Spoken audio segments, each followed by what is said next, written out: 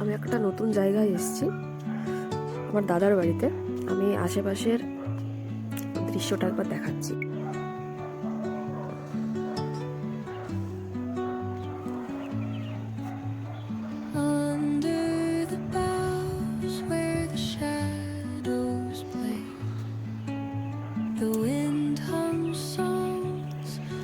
এখানে চারদিকে এত গাছপালা, কি বলবো, আর তেমনি ঠান্ডা।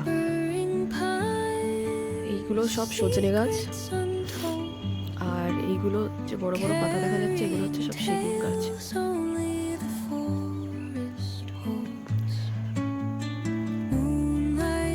শীতকাল, তাই সকালবেলাটায় প্রচন্ড কুয়াশা ছিল, এখন তবু একটু ঠিক হয়েছে। আর যেগুলো ছাদে বৌদি বাগান করেছে।